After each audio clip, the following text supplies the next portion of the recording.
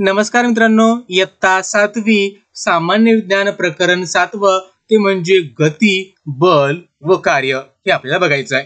मित्रांनो, जर तुम्हाला इयत्ता 7वी चे जर इतर व्हिडिओ बघायचे असतील तर त्या सगळ्यांचे लिंक व्हिडिओच्या डिस्क्रिप्शन मध्ये दिलेले आहेत. तिथे जाऊन तुम्ही सर्व व्हिडिओ पाहू शकता किंवा आम्हाला व्हॉट्सअप करू शकता, आमच्या ब्लॉगवर सुद्धा व्हिजिट करू शकता आणि सर्व व्हिडिओ पाहू शकता.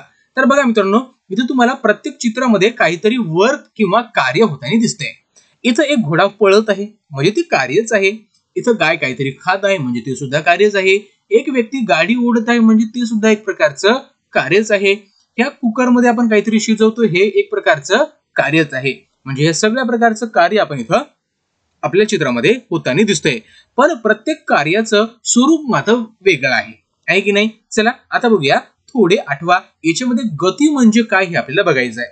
तर बघा मित्रांनो, वस्तूचे ठराविक वेळेत एका ठिकाणापासून दुसऱ्या ठिकाणी होत असलेल्या विस्थापन याला वस्तूची गती असे म्हणतात. बघा, एक वस्तू आहे, ती वस्तू इथे ठेवलेली आहे आणि काय केलं, ही वस्तू या ठिकाणावरनं ह्या ठिकाणी गेली म्हणजे या ए ठिकाणावरनं ती बी या ठिकाणी गेली. याचा अर्थ इथं झालं विस्थापन. ह्याच विस्थापनाला, हे विस्थापन ज्या काही वेळेमध्ये झालं तो वेळ, ठीक आहे, तो वेळ ध्यानात ठेवा. म्हणजे याला म्हणायचं आपण त्या वस्तूची गती. म्हणजे ज्या काही वेळेमध्ये हे विस्थापन झालं याला म्हणायचं त्या वस्तूची गती. ठीक आहे, समजले. या सगळ्या गोष्टी ध्यानात ठेवा. त्यानंतर आहे गतीमध्ये बदल कशामुळे होतो. तर गतीमुळे त्याच्या विस्थापनामुळे. बघा, गतीमध्ये त्याच्या विस्थापनामुळे बदल होतो. ध्यानात ठेवा, विस्थापन जर बदललं तर गतीमध्ये सुद्धा बदल आपल्याला पाहायला मिळतो. तर ह्या दोन गोष्टी तुम्हाला इथं ध्यानात ठेवायच्या आहेत. आणि आता जाऊया आपण समोर. तर बघा मित्रांनो, आता दोन गोष्टी आपल्याला लक्षात घ्यायच्या. ते म्हणजे बघा, वस्तूवर बल कार्य करते तेव्हा तिच्या गतीमध्ये किंवा आकारामध्ये बदल होतो हे आपण पाहिलेलं आहे. म्हणजे बघा, एक वस्तू आपण ठेवलेली आहे, याच्यावर आपण काय केलं, बल प्रयुक्त केला तर ही वस्तू काय होईल, समोर जाईल या ठिकाणी. बरोबर आहे, या ठिकाणी ती काय होईल, जाईल. म्हणजे काय झालं, तिच्यामध्ये गती निर्माण झाली.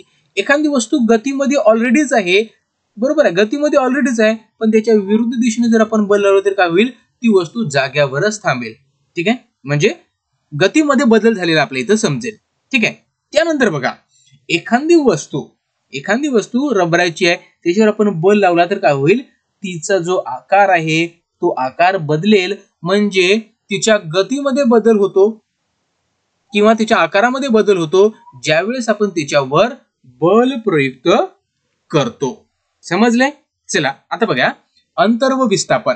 आता बघा, रणजितचं घर इथं आहे ए वर, शाळा त्याची डी वर आहे. मग तो शाळेत जाताना कसा गेला बघा, सर्वात अगोदर तो बी वर गेला म्हणजे 500 मीटर चालत गेला. त्यानंतर तो सी पर्यंत आला म्हणजे 700 मीटर त्यानं अंतर पार केलं 11 मिनिटांमध्ये. म्हणजे पुन्हा सी वरनं तो डी वर गेला म्हणजे त्याला 300 मीटर पुन्हा चालावं लागलं 6 मिनिटांमध्ये. म्हणजे त्यानं टोटल अंतर किती पार केलेलं आहे, पहिलं केलं 500 मीटर, नंतर केलं 700 मीटर, नंतर केलं 300 मीटर. म्हणजे एकूण अंतर झालं त्याचं 1500 मीटर. म्हणजे तो 1500 मीटर त्यानं अंतर पार केलेला आहे. लागलेला वेळ आहे 8 आणि 11 अधिक 19 6 म्हणजे 25 मिनिट त्याला वेळ लागलेला आहे. ठीक आहे, 25 मिनिट वेळ लागला. आता बघा मित्रांनो, आता बघा, या ए पासून बी पर्यंत जे सरळ जर तो गेला असता तर त्याला फक्त 1000 मीटरच चालावं लागलं असतं. म्हणजे बघा मित्रांनो, आता समजून घ्या अंतर कोणतं आहे आणि विस्थापन कोणतं आहे. जे प्रत्यक्षात त्यानं जे काही लांबी पूर्ण केलेली आहे, प्रत्यक्षात जी काही लांबी पूर्ण केलेली आहे त्याला म्हणायचं अंतर. प्रत्यक्षात जे काही लांबी पूर्ण केलेली आहे त्याला म्हणायचं अंतर. ठीक आहे. आणि जे काही जवळीक अंतर आहे दोन बिंदू मधलं, म्हणजे बिंदू ए आणि बिंदू डी, या दोन बिंदू मधले जे काही जवळीक आणि सरळ जे काही अंतर असते त्याला म्हणायचं विस्थापन. त्याला काय म्हणायचं, विस्थापन. समजले तुम्हाला विस्थापन आणि अंतर मधला फरक.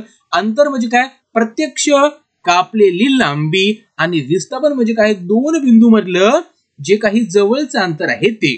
आता बघा मित्रांनो, एक गाडी आहे, ती या ए पासून सुरू झाली आणि पुन्हा ए या ठिकाणी आली. ठीक आहे, म्हणजे याचं विस्थापन किती असेल कोण सांगेल, कमेंट मध्ये पटकन सांगा मला काय असेल याचं विस्थापन काय असेल, पटकन सांगा. तर याचं विस्थापन असते 0, कारण गाडी बघा त्याच पॉइंटहून आली आणि त्याच पॉइंटवर गेली, याचा अर्थ याचं विस्थापन आहे 0. विस्थापन 0 आहे. अंतर किती आहे? अंतर सांगता येईल का? तर अंतर म्हणजे जे काही प्रत्यक्षात लांबी पार केलेली आहे त्यांनी, ते झालं त्याचं अंतर. अंतर 0 कधीच होत नसते, विस्थापन 0 असू शकते. समजले मित्रांनो तुम्हाला? चला जाऊया आपल्या आता समोर. तर बघा मित्रांनो, बाजूला तुम्हाला एक तक्ता दिलेला आहे, त्यावर तुम्हाला सगळ्या गोष्टी समजतील. आता बघा मित्रांनो, त्या अगोदर आपण बघूया चाल म्हणजे काय. आता बघा चाल म्हणजे काय, चाल समजून घ्या. चाल म्हणजे काय, हे वस्तूने जितक्या कमी वेळात, ठीक आहे, अंतर कापले त्याला चाल म्हणतात. म्हणजे वस्तूने जे काही वेळामध्ये जे काही अंतर कापलेलं आहे त्याला चाल म्हणायचं. मग चालचं सूत्र काय आहे, तर ते असते अंतर भागाकारात असते वेळ. म्हणजे जे काही अंतर पार केलेलं आहे वाकडं तिकडं, ते झालं आपलं म्हणजे अंतर म्हणूया किंवा लांबी म्हणूया, ठीक आहे, ते झालं अंतर. जी काही वाकडी तिकडे लांबी पार केली आहे आणि लागणारा वेळ म्हणजे वेळ. हे फॉर्म्युला जर आपण युज केला, हे सूत्र जर युज केलं तर आपल्याला चाल काढता येते. ठीक आहे, लक्षात घ्या. त्यानंतर बघा मित्रांनो आपल्याला काय दिलेलं आहे. त्यानंतर आपल्याला इकडे बघा, आता इकडे तुम्हाला सगळ्या गोष्टी समजायला लागतील. आता बघा मित्रांनो, अंतर म्हणजे काय, एखाद्या गतिमान वस्तूने दिशेचा विचार न करता, एखाद्या वस्तूने दिशेचा विचार न करता प्रत्यक्ष पूर्ण केलेल्या मार्गाची लांबी म्हणजे अंतर होय. अंतर ही अदिश राशी होय. बघा, जिथं दिशेचा विचार केला जात नाही त्याला म्हणायचं, ठीक आहे, त्यावेळेस आपण काय म्हणतो, त्याला अंतर म्हणतो. आणि अंतर हे अदिश राशी असते. विस्थापनामध्ये काय होते बघा, एखाद्या गतिमान वस्तूने आरंभीच्या ठिकाणापासून अंतिम ठिकाणापर्यंत पोहोचण्यासाठी एका दिशेने, बघा एकच दिशा, तर दिशा बदलत नाहीत, पार केलेले कमीत कमी अंतर म्हणजे विस्थापन आहे. बघा इथं बघा अंतरामध्ये इथं कमी वेळ नसतो, इथं फक्त इथं दिशा पण नसते. ठीक आहे, विस्थापनामध्ये काय असते, दिशा पण असते आणि कमीत कमी वेळामध्ये ते सुद्धा पार केलेलं पाहिजे, त्याला आपण विस्थापन असं म्हणतो. मग वरच्या चित्रामध्ये तुम्हाला तेच पाहायला मिळते. वरचे चित्र जर तुम्ही बघितलं तर इथं बघा मित्रांनो, वरचं चित्र जर तुम्ही बघितलं तुम्हाला समजेल, या बिंदूपासून या बिंदूपर्यंत तो सरळ गेलेला आहे, म्हणजे ते झालं त्याचं विस्थापन. विस्थापन किती झालेलं आहे, 100 मीटर. आणि जो काही वेळ लागलेला आहे तो त्याला वेळ इथं दिलेला नाही आपल्याला, ते असेल, ठीक आहे. पण जे काही अंतर दिलेलं आहे ते आहे 500 मीटर अधिक 700 मीटर अधिक 300 मीटर म्हणजे 1500 मीटर. आणि लागलेला वेळ आहे 25 मिनिट. ठीक आहे, मग याला विस्थापनासाठी अंतर किती लागलेलं आहे, त्याचं विस्थापन तर किती झालेलं आहे, विस्थापन झालेलं आहे 1000 मीटर. मग याला तेवढाच वेळ लागलेला आहे, म्हणजे इथं सुद्धा त्याला 25 मिनिटच लागलेली आहे. ठीक आहे, इथं सुद्धा त्याला काय आहे, 25 मिनिटच लागलेले आहे. ठीक आहे, चला आता जाऊया समोर.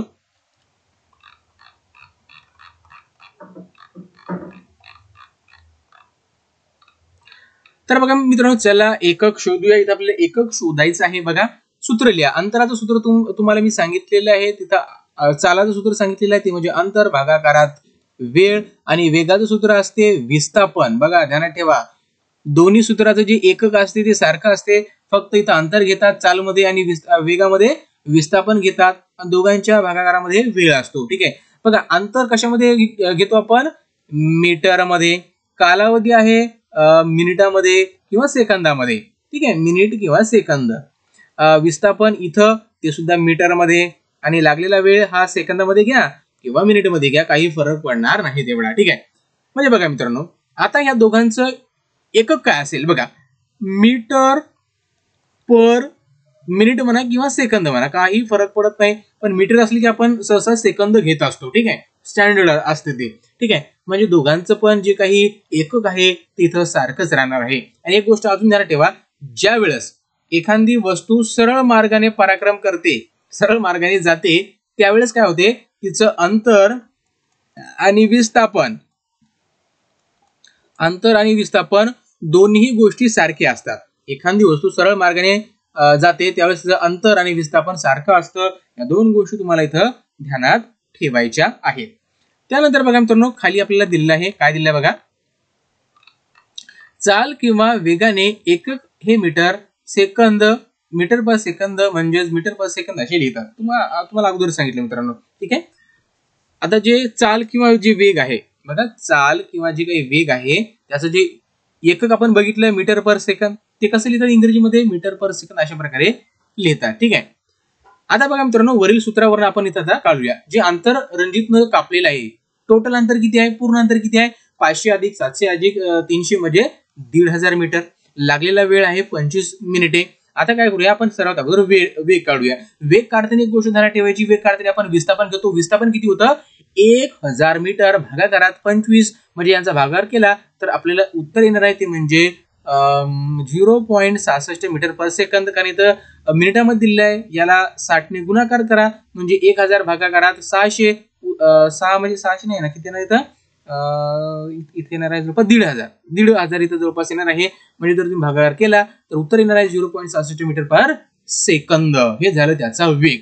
आता बघा त्याची चाल किती आहे रणजितची. कापलेले अंतर किती आहे? 1500 मीटर. लागला वेळ आहे 25 मिनिट. याला काय करा तुम्ही? सेकंदामध्ये करण्यासाठी 60 ने गुणाकार करा 25 मिनिटाला. म्हणजे इथं येणार आहे आपल्याला, इथं सुद्धा 1500 येईल, इथं सुद्धा 1500 येईल. 1500 कॅन्सल होईल म्हणजे 1 मीटर पर सेकंद म्हणजे एका मिनिटाला तो एका सेकंदाला तो 1 मीटर इथं चालत गेलेला आहे या चालमध्ये. आणि इथं मात्र वेग जर बघितला तर त्याचा 0.66 मीटर पर सेकंद आहे.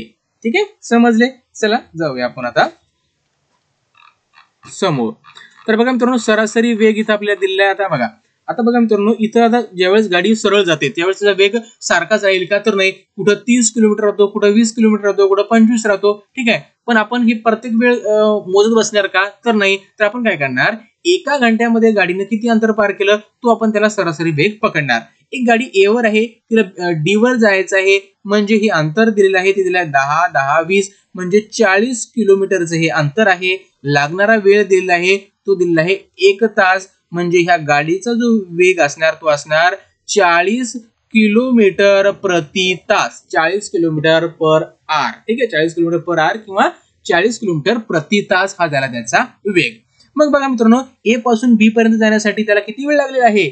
ए पासून बी पर्यंत जाण्यासाठी त्याला 10 मिनिटे लागला. बी पासून सी पर्यंत जाण्यासाठी त्याला 20 मिनिटे वेळ लागला. आणि सी पासून डी पर्यंत जाण्यासाठी त्याला 30 मिनिटे वेळ लागला. म्हणजे वेळ वेगवेगळा लागलेला आहे. बरोबर आहे.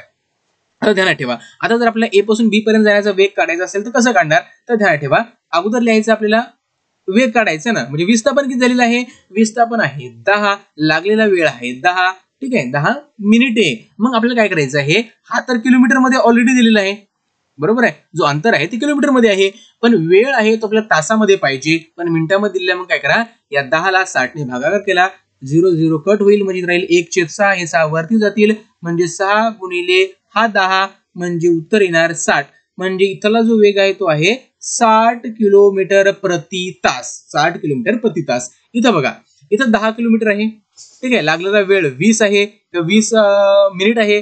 20 दिलेला आहे मिनिटामध्ये, आपल्याला तासामध्ये पाहिजे म्हणजे 60 मिनिटांनी. याला भागाकार करा.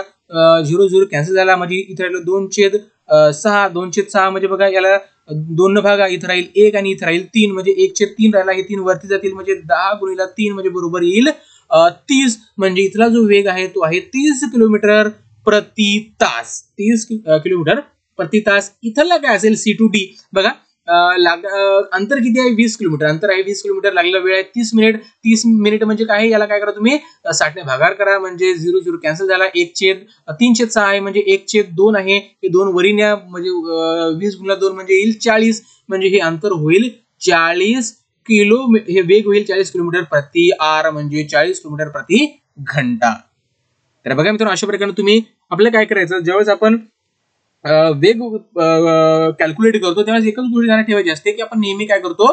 त्याची सरासरी पकडतो. आणि सरासरी आपण 1 मिनिट 2 मिनिटाची नाही, तर आपण एका घंट्यामध्ये किती अंतर पार केलं त्याला पकडतो. एका घंट्यामध्ये. मग जरी वेग आपला 10 मिनिटं कमी असेल, 10 मिनिटं जास्त असेल, कुठं कमी लागला, ते आपण कसं करणार? एका घंट्यामध्ये गाडी किती गेली फक्त हेच आपल्याला इथं कन्सिडर करायचं असते. आणि पार्ट 2 मध्ये बघा मित्रांनो, पार्ट 2 मध्ये आपल्याला बघायचं आहे तोरण कसं असते, काय असते, सगळ्या गोष्टी आपल्याला बघायच्या आहेत पण पार्ट 2 मध्ये. आणि जर तुम्ही आमच्या चॅनलला सबस्क्राईब केलं नसेल तर सर्वात अगोदर आमच्या चॅनलला सबस्क्राईब करा. Thanks for watching.